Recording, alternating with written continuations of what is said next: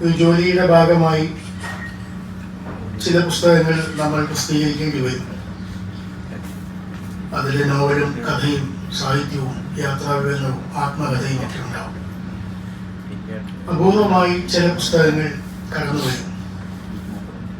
നമ്മുടെ സമൂഹത്തിലെ മറ്റു പലരും ചെയ്യാത്തത്, മറ്റു പലർക്കും അത്ര എളുപ്പത്തിൽ ചെയ്യാൻ കഴിയാത്തത്, അത്തരത്തിൽപ്പെട്ട ഒരു പുസ്തകമാണ് ജമാലുപ്പ എന്ന് പറയുന്ന ഈ പുസ്തകം. കുട്ടികളെ രണ്ട് രീതിയിൽ നമുക്ക് സ്പർശിക്കാൻ പറ്റും, കാണാൻ പറ്റും. ഒന്ന് കണ്ണുകൊണ്ട് കാണാൻ പറ്റും, മറ്റൊന്ന് ഹൃദയം കൊണ്ട് കാണാൻ പറ്റും. കണ്ണുകൊണ്ട് നമ്മളെല്ലാവരും കുട്ടികളെ കാണും.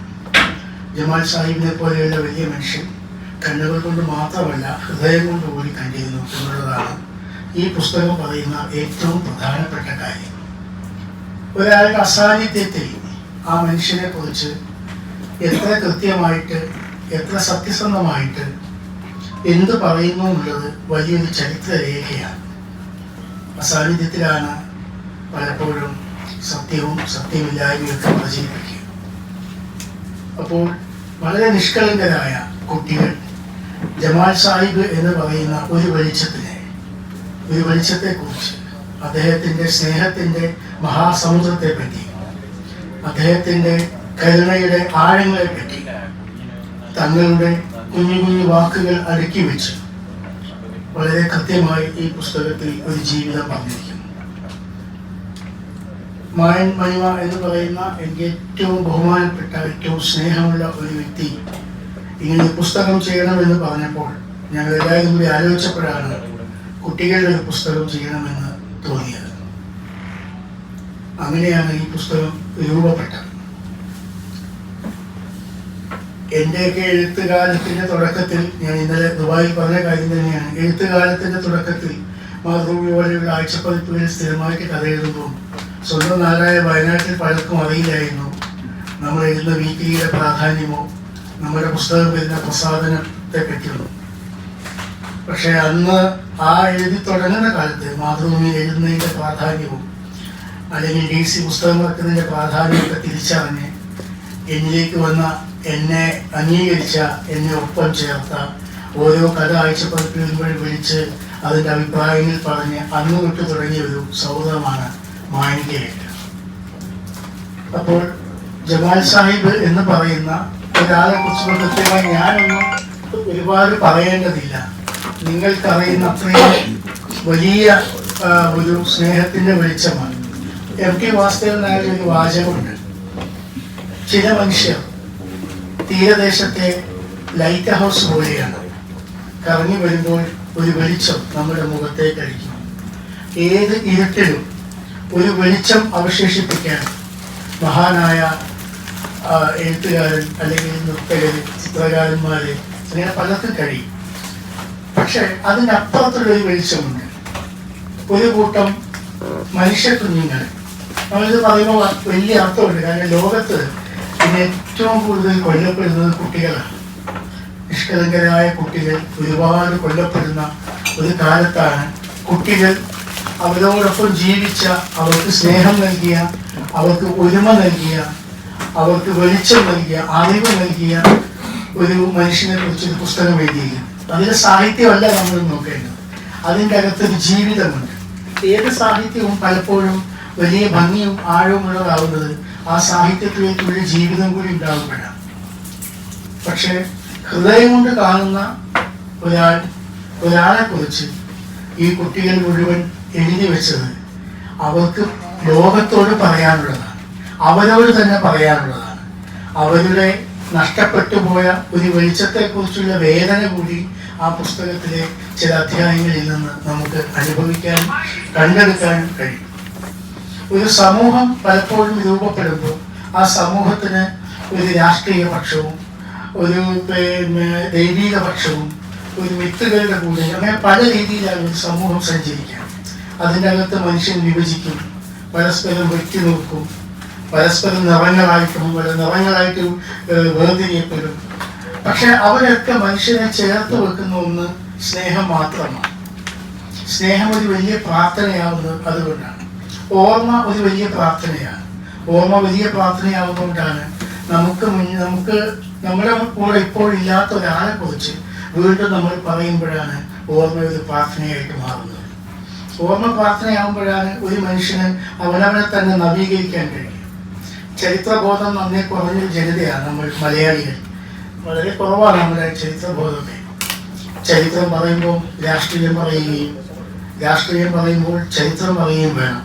നിർഭാഗ്യവശാൽ ചരിത്രം പറഞ്ഞപ്പോൾ മതം പറഞ്ഞു, രാഷ്ട്രീയം പറഞ്ഞപ്പോഴും മതമൊക്കെ പറഞ്ഞു. കാലഹരണപ്പെട്ട ഏതോ ജീവികളെ പോലെ ആയിരിക്കുകയാണ് വർത്തമാനകാലത്തെ മനുഷ്യർ. ആ ഒരു കാലത്താണ് നമ്മൾ ജമാൽ സാഹിബ് എന്ന് പറയുന്ന ഒരു വലിയ മനുഷ്യനെ കുറിച്ച്, ആ മനുഷ്യൻ കുട്ടികൾക്ക് ഒരു കാര്യം പറയാനുള്ളത്, കുട്ടികൾക്ക് നമ്മൾ സ്നേഹം മാത്രം കൊടുത്താൽ പോരാ, കുട്ടികൾക്ക് നമ്മൾ ബഹുമാനം കൂടി കൊടുക്കണം. നമ്മളാരും, ഞാനടക്കം നമ്മളാരും കുട്ടികൾക്ക് ബഹുമാനം കൊടുക്കാറില്ല. കുട്ടികൾക്ക് ബഹുമാനം കൊടുക്കുമ്പോൾ അവരിൽ നിന്നുണ്ടാകുന്ന ഒരു സ്നേഹത്തിന് അതീവമായ ഒരു ശക്തി ഉണ്ടാവും. ആ ശക്തി എത്രയോ കാലം മുമ്പേ ജമാൽ സാഹിബിന് തിരിച്ചറിയാൻ കഴിഞ്ഞു എന്നുള്ളതാണ് ഏറ്റവും വലിയ ഒരു കാര്യം. ഞാൻ ദീർഘിപ്പിക്കുന്നില്ല. ഇങ്ങനെ ഇവിടെ വരാൻ കഴിഞ്ഞത് സന്തോഷമുണ്ട്. ഇതൊരു സാഹിത്യ, ഞാൻ ദുബായിൽ വന്ന് വേറെ എൻ്റെ പ്രോഗ്രാമിന് വേണ്ടി വന്നതാണ്. ഹാഫ് എന്ന് പറഞ്ഞ സംഘടനയുടെയും അക്ഷരക്കൂട്ടത്തിൻ്റെയും പ്രോഗ്രാമിന് വേണ്ടി അവരാണ് എന്നെ കൊണ്ടുവന്നത്. ഞാൻ വന്നതൊക്കെ അതിന് വേണ്ടിയിട്ടാണ്. അതോടൊപ്പം എൻ്റെ പ്രിയപ്പെട്ട മാനിക്ക ഇങ്ങനെ ഒരു കാര്യം പറഞ്ഞപ്പോൾ ഞാൻ അതിനോടൊപ്പം ചേരുകയായിരുന്നു. CK ദിനേശിനെ പോലെയുള്ള ഒരാളെ നിങ്ങൾ ഇങ്ങനെയല്ല കേൾക്കേണ്ടത്. കുറച്ചുകൂടെ സമയമെടുത്ത് കുറച്ചുകൂടെ ആഴത്തിൽ നിങ്ങൾ കേൾക്കേണ്ട ദിനേശിനെ പോലെ ഒരാൾ ഈ പുസ്തകം കുറഞ്ഞ വാക്കിൽ ഇവിടെ അവതരിപ്പിച്ചു. കൊച്ചുഭാവ പറഞ്ഞ വാക്കാണ് എനിക്ക് ഉദ്ധരിക്കാനുള്ളത്.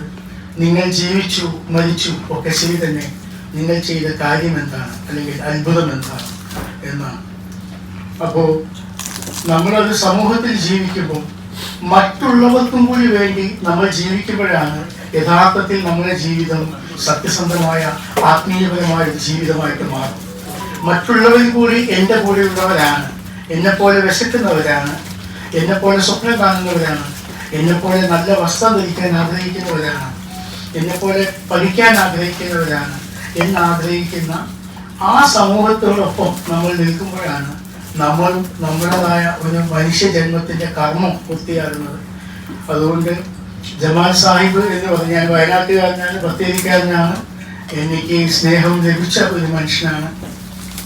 7ാം ക്ലാസ്സിൽ എൻ്റെ കഥ കുട്ടികൾക്ക് കേരള സിലബസിൽ പഠിക്കാൻ ഉള്ള സമയത്ത് ജമാൽ സാഹിബിനെ ഞാൻ കണ്ടൊരു കാര്യം പറഞ്ഞ് അവസാനിപ്പിക്കാം. അദ്ദേഹത്തോടൊപ്പം ഞാൻ ഭക്ഷണം കഴിക്കുകയായിരുന്നു.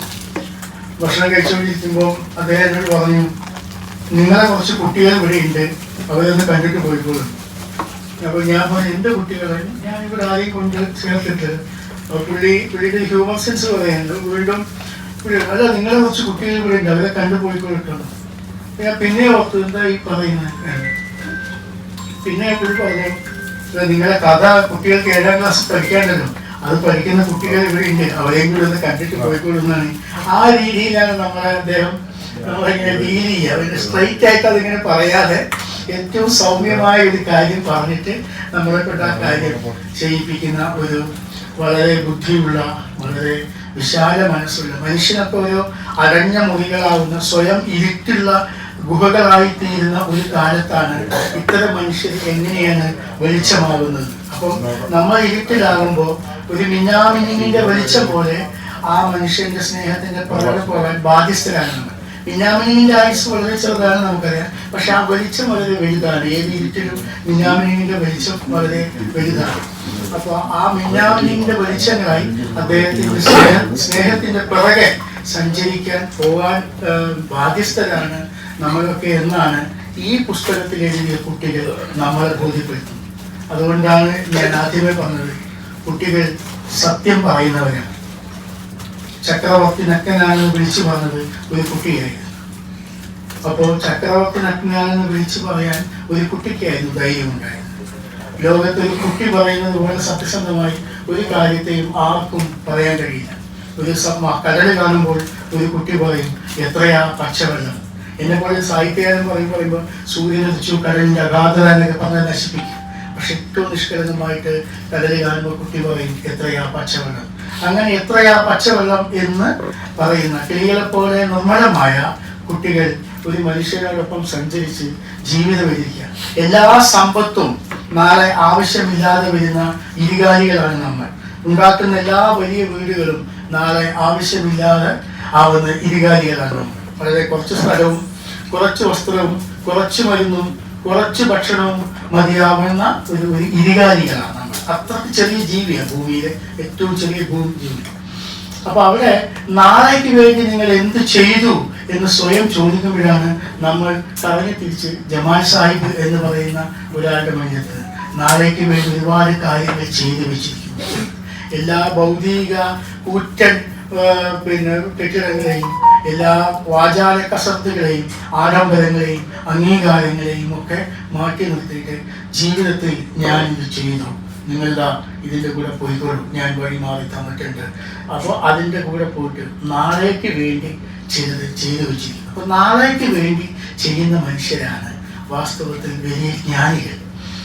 അപ്പോൾ അത്തരത്തിലുള്ള ഒരു മനുഷ്യൻ്റെ പുസ്തകത്തിൻ്റെ ഭാഗമാകാനും ഇവിടെ വരാനും നിങ്ങളൊക്കെ കാണാനും കഴിഞ്ഞതിൽ വളരെ സന്തോഷമുണ്ട്.